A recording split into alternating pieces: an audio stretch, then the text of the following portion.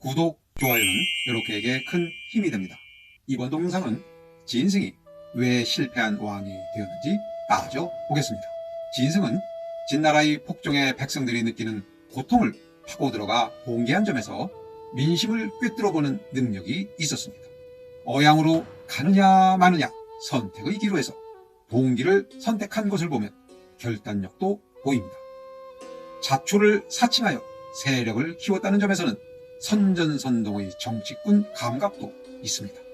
그리고 우리가 비록 지금은 어렵게 살고 있지만 후에 잘 살게 되면 서로 도우면서 삽시다 라고 한 말을 보면 백성의 공감을 끌어내는 능력도 있습니다.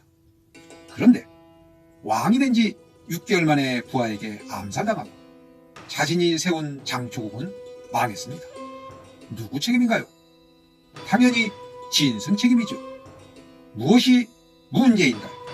서해 혼란을 틈타 권력을 잡는 능력은 출중하였지만 권력을 잡은 후에 국가를 안정적으로 다스릴 능력이 형편없었던 것이죠.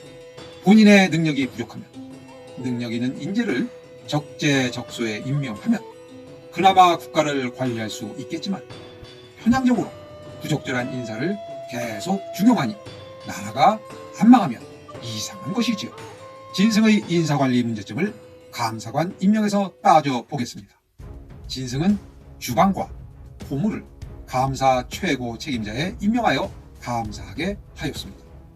이 감사관들은 감사를 시작하면 감사 대상자의 사소한 흠집도 탈탈 털었고 없는 잘못도 억지로 엮어서 처벌하려고 했습니다. 그런데 더 가관인 것은 진승이 이런 감사 행태를 좋아했습니다.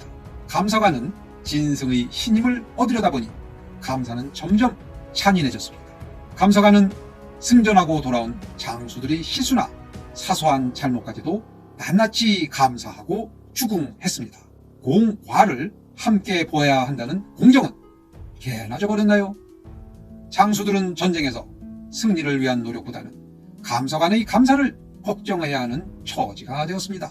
장군들은 진승에게 섭섭함을 느꼈고 그 섭섭함은 충성심 악화로 복지 부동으로 연결되고 진승의 부대는 점점 패전하는 경우가 많아지게 됩니다.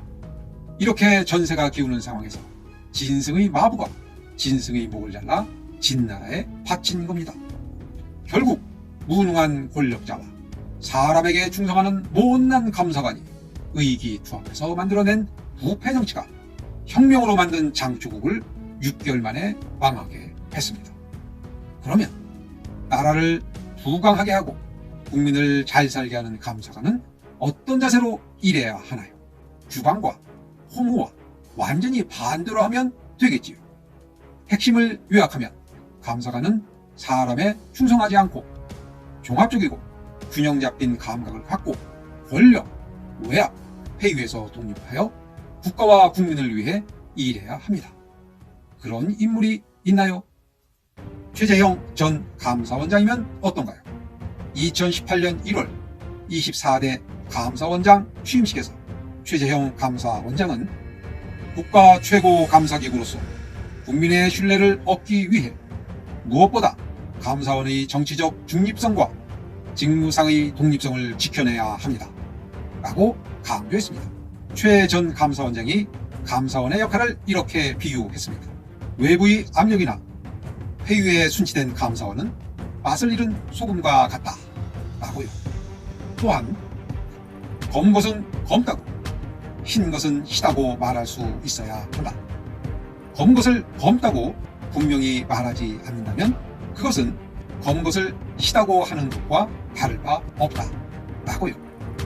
그런데 최 전 감사원장이 자신의 소신을 실천하다 보니 권력과 마찰이 발생했습니다. 특히 문재인 정부가 무리하게 밀어붙인 월성 원전 1호기 조기 폐쇄의 문제점을 조목조목 지적하자 외압은 점점 심해졌고 결국 최 전 감사원장은 감사원장직을 계속 수행하는 것이 부적절하다고 판단해서 2021년 6월 28일 사의를 표했습니다. 비록 최 전 감사원장은 임기를 채우지 못하고 감사원장직에서 물러났지만 주관과 호모와 정반대의 행보를 한 그 기계는 대한민국을 바로 세우는 전환점이 될 것입니다. 오늘 방송 여기까지 하겠습니다. 이것으로 진승 5광 동영상을 모두 마치겠습니다. 감사합니다. 요렇게였습니다.